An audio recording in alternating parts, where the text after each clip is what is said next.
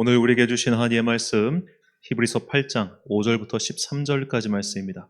히브리서 8장 5절부터 13절까지의 말씀. 저와 함께 한 절씩 교독하시겠습니다.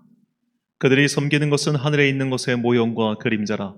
모세가 장막을 지으려 할 때에 지시하심을 얻음과 같으니 이르시되 삼가 모든 것을 산에서 내게 보이던 본을 따라 지으라 하셨느니라. 그러나 이제 그는 더 아름다운 직분을 얻으셨으니 그는 더 좋은 약속으로 세우신 더 좋은 언약의 중보자시라. 저 첫 언약이 무음하였더라면 둘째 것을 요구할 일이 없었으려니와 그들의 잘못을 지적하여 말씀하시되 주께서 이르시되 볼지어다 날이 이르리니 내가 이스라엘 집과 유다 집과 더불어 새 언약을 맺으리라. 또 주께서 이르시기를 이 언약은 내가 그들의 열조의 손을 잡고 애굽 땅에서 인도하여 내던 날에 그들과 맺은 언약과 같지 아니하도다. 그들은 내 언약 안에 머물러 있지 아니하므로 내가 그들을 돌보지 아니하였노라. 또 주께서 이르시되 그날 후에 내가 이스라엘 집과 맺을 언약은 이것이니 내 법을 그들의 생각에 두고 그들의 마음에 이것을 기록하리라. 나는 그들에게 하나님이 되고 그들은 내게 백성이 되리라. 또 각각 자기 나라 사람과 각각 자기 형제를 가르쳐 이르기를 주를 알라 하지 아니할 것은 그들이 작은 자로부터 큰 자까지 다 나를 알미라. 내가 그들의 보리를 긍휼히 여기고 그들의 죄를 다시 기억하지 아니하리라 하셨느니라. 새 언약이라 말씀하셨음에 첫 것은 낡아지게 하신 것이니 낡아지고 쇠하는 것은 없어져 가는 것이니라. 아멘. 더 좋은 것을 보여줘야 한다라는 제목으로 하나님의 말씀 선포하겠습니다. 아무리 봐도 우리나라 사람들은 술을 참 좋아합니다. 제가 우리나라 사람들이 술을 참 좋아한다는 것을 다시 한번 체감한 것은 우리가 이렇게 교회 여기에 예배당을 마련하고 나서입니다. 우리 교회 1층에는 아주 유명한 해장국집이 있습니다.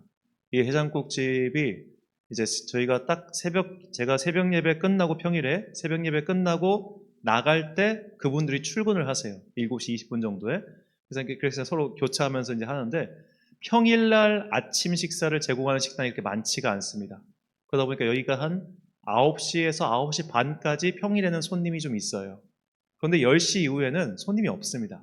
그러다가 11시 반부터 점심에 붐비기 시작하는 게 보통 월요일부터 금요일까지의 패턴입니다. 그런데 토일은 그렇지 않아요. 금요일 저녁에 술을 먹고 토요일 아침에 여기 와서 해장을 하는 사람들이 정말 많습니다. 그래서 토요일 날은 아침부터 1시 반까지 정말 여기 주차할 데가 전혀 없습니다. 빽빽하게 들어서 있습니다. 그나마 주일에는 조금 나아요. 토요일 저녁보다는 금요일 저녁에 술 마시기 더 좋은 것 같아요. 그래서 토요일 저녁에는 술 먹은 인원이 그나마 적어서 가끔씩 빈자리가 나오긴 합니다. 근데 토요일 날은 정말 화가 날 정도로 자리가 없습니다. 그걸 보면서 정말 우리나라 사람들 술 많이 먹는구나 라는 것을 다시 한번 체감했습니다.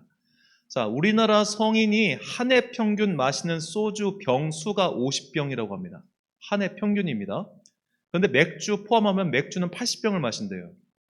한 해 평균 맥주 80병, 소주 50병. 근데 저같이 안 먹는 사람 빼면은 실제로 마시는 사람들이 얼마나 많이 먹는 건지 그걸 능히 짐작할 수 있겠죠. 자, 우리나라가 이 술 때문에 어마어마한 폐해가 있다는 걸 모두가 알 겁니다. 대부분의 가정폭력은 술 때문에 벌어집니다. 그러니까 술 안 마시고 맨정신에 배우자 때리는 사람 거의 못 봤습니다. 다 술 마시고 때린답니다.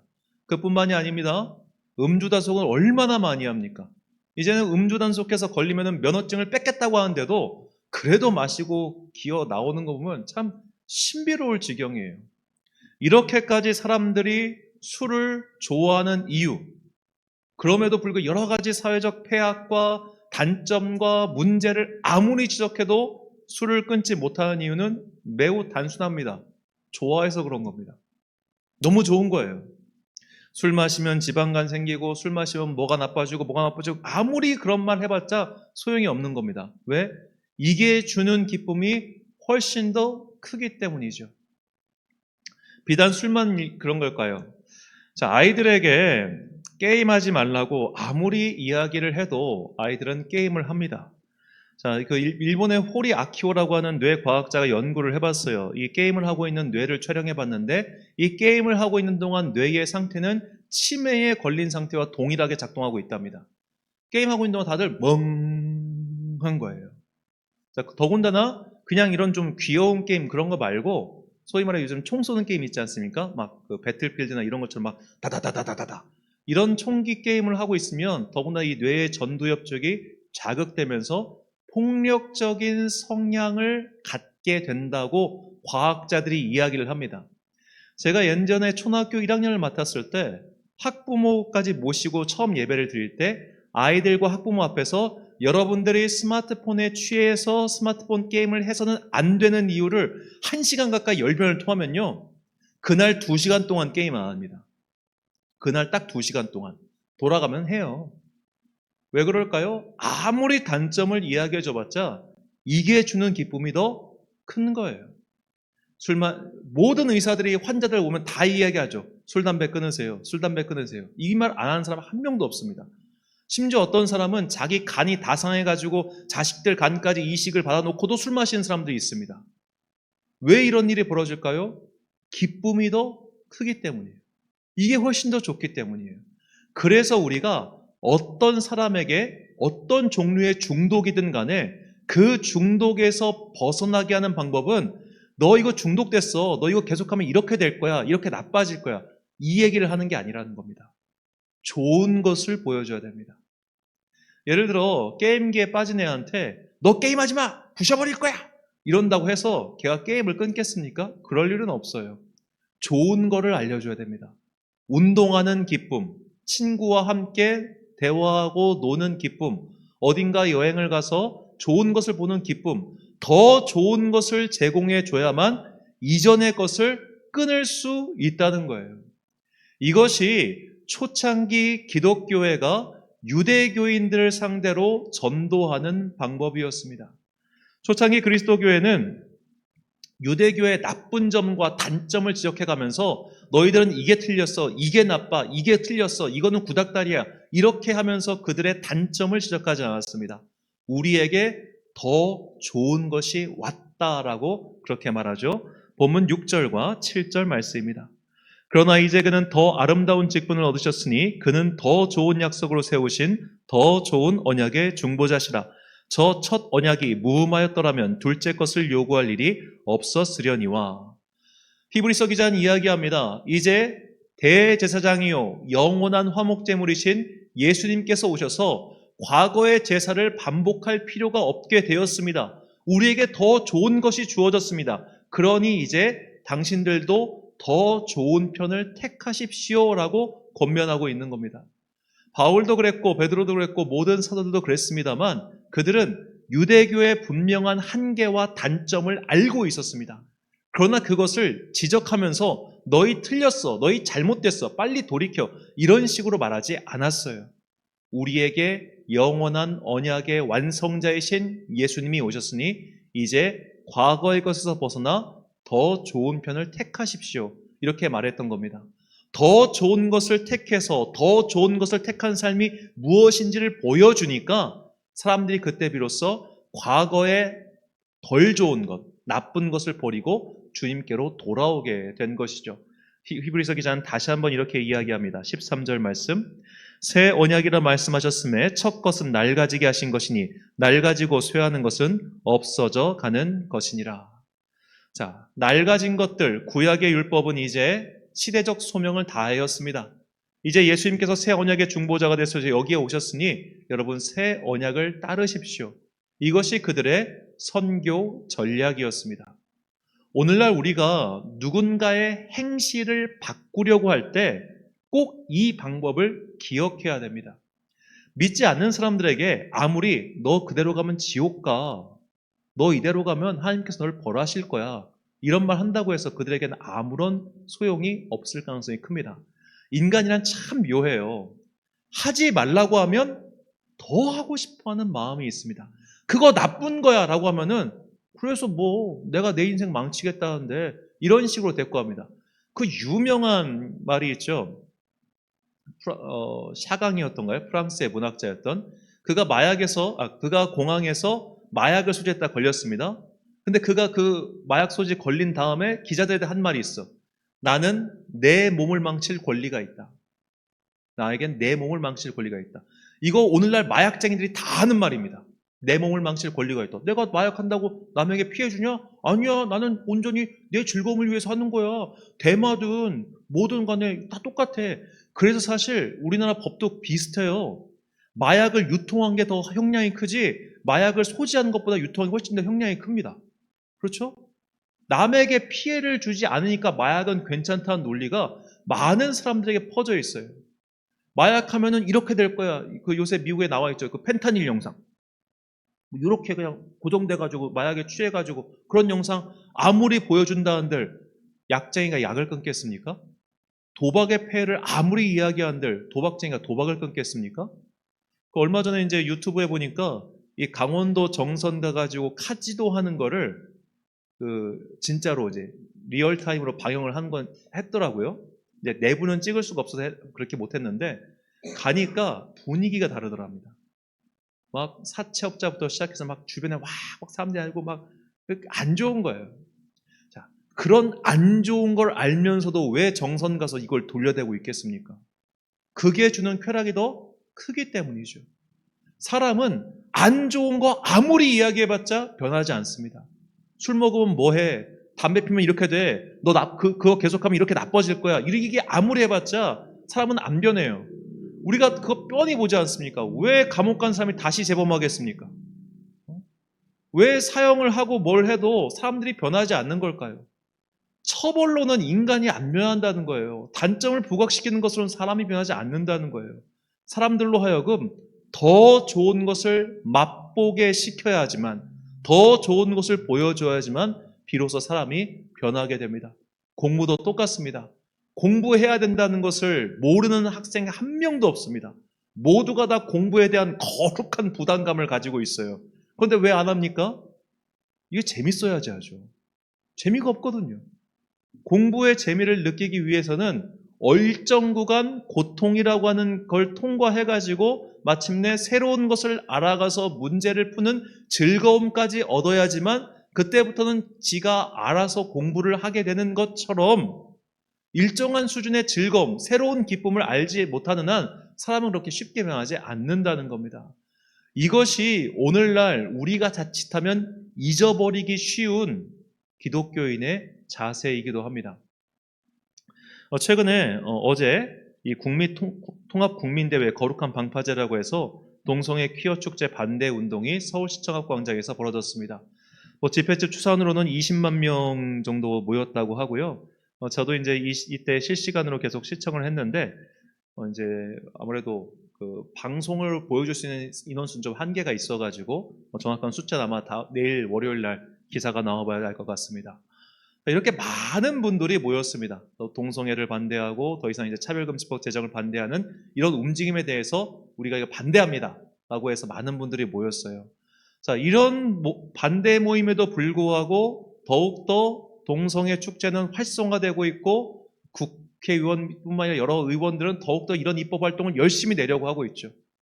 이렇게까지 막 동성애의 온갖 폐해에 대해서 아무리 주장해도 사람들이 그것을 듣지 않은 이유도 명확합니다. 이게 더 좋은 거예요. 그게 더 편한 거예요. 엊그저께 기사를 보니까 우리나라 최초로 동성 부부가 이제 정자 기증을 받아가지고 임신했다는 소식을 들었습니다. 더 좋은 편을 택하는 것은 모든 인간의 공통적인 겁니다. 아무리 동성애하면 뭐가 문제야, 뭐가 문제야, 뭐가 문제야 그런 얘기 귀에 하나도 안 들어오죠. 그렇기 때문에 동성애의 폐해를 보여주는 것보다 사실 더 중요한 것은 정상가족의 행복을 보여주는 게 더 중요합니다. 남녀 간의 아름다운 사랑을 보여주는 게 훨씬 더 중요합니다. 하나님께서 남자와 여자를 창조하시고 이 둘 사이에 행복한 가정을 이루게 하시고 또 그것을 보여주는 게 훨씬 더 중요합니다. 반대만으로는 사람이 바뀌지 않아요.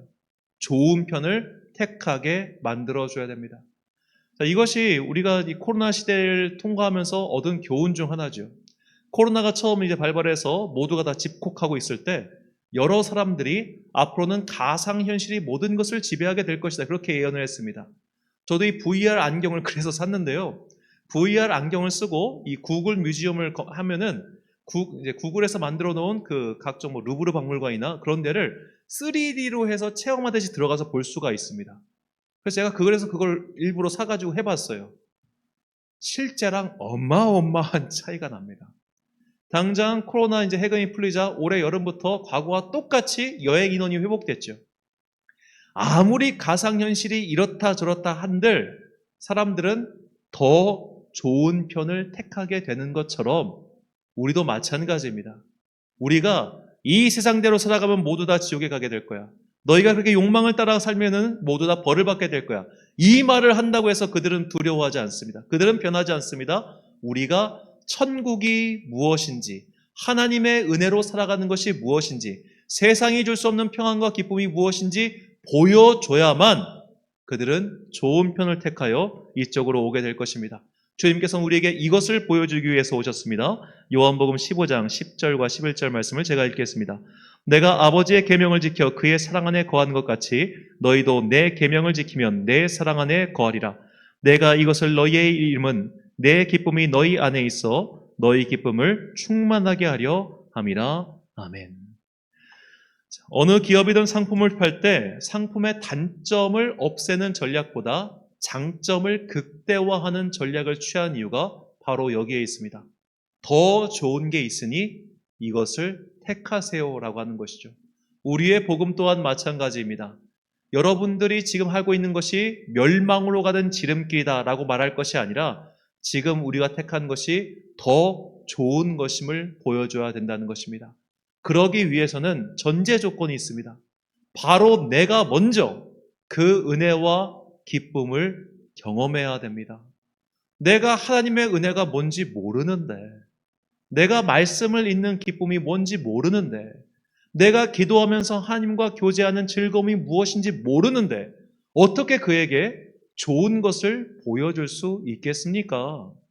우리가 아무리 나의 주변 사람들에게 너 그렇게 살면 안 돼라고 말해봤자 그들에게 씨알도 먹히지 않는 것은 다른 삶을 보여줘야 될 책임이 있기 때문입니다. 다른 삶을 보여줘야만 그가 변합니다. 마치 술에 중독된 사람이 운동의 즐거움을 알게 될 때 술을 끊게 되는 것처럼 맨날 게임만 하는 아이가 밖에 나가서 땀 흘리며 노는 즐거움을 알게 될 때 그의 삶이 변하는 것처럼 우리가 더 좋은 것을 먼저 체험해서 그들에게 예시로 보여줘야만 그들은 좋은 쪽을 택해서 우리에게로 주님께로 돌아오게 될 것입니다. 그러기 위해서는 내가 먼저 신앙생활의 기쁨, 말씀을 읽는 즐거움, 기도를 할 때의 희열을 경험해 봐야 됩니다. 우리가 특히 이제 교회학교에서 이런 경우가 참 많아요. 아이들한테 교회학교 율동하라고 하면은 거의 따라하지 않습니다. 심각할 정도로 따라하지 않습니다. 그런데 걔네들한테 뭐 요즘 유행하는 뭐 에스파 혹은 뭐 BTS까지는 좀 그렇고 뭐 에스파라든지 르세라핌이라든지 아이브라든지 그런 거 보여주고 따라하라고 하면은 못해도 즐겁게 할 거예요. 왜냐? 이것보다 저게 더 좋기 때문입니다. 어린이든 어른이든 누구나 다 좋은 편을 택하게 되어 있어요. 그거를 아무리 욕하고 부정하고 저거 사탄이다 뭐다 해봤자 아무런 소용없습니다. 제가 어릴 적에 소위 뉴에이지 음악이라고 해가지고 그런 것들이 되게 좀 인기를 많이 끌었었는데 좀 아주 보수적인 기독교 평론가들은 그 뉴에이지가 사탄의 음악이다라고 해가지고 막 굉장히 공격을 했어요. 저거 다 사탄이고 막이고 뭐 하다. 뭐 서태지 같은 경우도 사탄의 기수다 해가지고 엄청 욕을 하고 공격을 했는데 그런 게 지금 무슨 소용이 있습니까? 사람들은 좋은 쪽을 택하여 가게 되어 있습니다. 그러므로 내가 다른 더 좋은 것, 하나님의 은혜의 기쁨, 하나님께서 주시는 평안의 즐거움 이런 것들을 맛보고 보여줘야만 비로소 그들은 좋은 편을 택하여 이쪽으로 오게 될 것입니다. 이렇게 세상이 주는 즐거움이 아니라 하나님께서 주신 즐거움을 택하여 그 기쁨을 맛본 시편 기자는 우리에게도 이 기쁨이 임하기를 바라며 다음과 같이 기도를 남겼습니다. 시편 84편 10절과 11절 말씀 우리가 참 목소리 읽겠습니다. 시작. 주의 궁전에서의 한날이 다른 곳에서의 첫날보다 나은즉 악인의 장막에 사는 것보다 내 하나님의 성전 문지기로 있는 것이 좋사오니 여호와 하나님은 해요 방패이시라. 여호와께서 은혜와 영화를 주시며 정직하게 행하는 자에게 좋은 것을 아끼지 아니하실 것입니다. 아멘. 사랑하는 천안광성교회 성도 여러분, 그리고 이 예배를 함께 드리고 계신 귀한 주님의 자녀 여러분, 우리는 단순히 세상의 악에 반대하기만 해서는 안 됩니다. 세상이 줄 수 없는 평안과 기쁨을 전하는 선교의 도구가 되어야 합니다. 예나 지금이나 변함없이 이 방법만이 세상의 담장을 허무는 복음의 나팔수가 된다는 것을 잊지 마십시오. 내가 먼저 복음의 기쁨을 깨달아야 됩니다. 내가 먼저 하나님과 동행하는 즐거움을 알아야 됩니다. 성경을 읽을 때 이래서 정말 말씀이 꿀보다 달구나 라고 하신 거구나, 이 기쁨을 내가 알아야 됩니다. 기도하면서 하나님의 음성을 듣는 감격이 먼저 나에게 있어야 됩니다. 즉 하나님의 살아계심과 성령님의 은혜를 내가 먼저 체험하지 않고서는 우리는 결코 세상에 대해서 더 좋은 것을 제시할 수 없습니다. 내가 먼저 은혜를 체험해야 됩니다. 내가 먼저 평안을 누려야 됩니다. 내가 먼저 기쁨을 얻어야 됩니다. 그래야만 각자 삶에서 구원의 반석 위에 올라서서 누군가에게 그 구원의 생명줄을 던지는 사람이 될 수 있습니다. 내가 굳건하지 않은데 어떻게 남을 구원할 수 있겠습니까? 2023년 절반이 지났습니다. 이제 남은 시간 동안 그리스도 예수께서 주시는 은혜와 평강이 무엇인지 그것을 간절히 바라고 또 누리는 주의 자녀들이 되시길 예수님의 이름으로 축원합니다. 기도하겠습니다. 사랑과 은혜가 풍성하신 아버지 하나님, 우리에게 평안의 복음이 주는 기쁨을 이미 주셨으니 참으로 감사합니다. 다만 내가 그것을 온전히 깨닫지 못하여 밍숭밍숭한 신앙생활을 이어왔음을 주님 앞에 회개합니다. 주님, 이제 나에게 다시 한번 복음이 주는 기쁨을 누리게 하여 주옵소서. 성경 말씀이 주는 기쁨을 누리게 하여 주옵소서. 주님과 기도하며 주님과 동행하는 기쁨이 내 삶에서 끊이지 않게 하여 주옵소서. 내가 그 은혜와 기쁨을 체험하고 회복해야만 비로소 이 세상에 대하여 당신들 또한 주님의 빛 안으로 들어오라고 권할 수 있는 복음의 사도가 될 수 있는 것을 믿습니다. 먼저 나를 세워주시고 내 안에 잃어버린 소망과 기쁨을 회복시켜 주옵소서. 그래야 주님께서 우리를 부르신 그 자리에서 그 믿음의 반석 위에 굳게 서서 이 세상을 향하여 구원의 밧줄을 들이내는 주님의 거룩한 사람들 되기를 간절히 소망하오며 이 모든 말씀 우리 구주 예수 그리스도의 이름으로 기도드립니다. 아멘.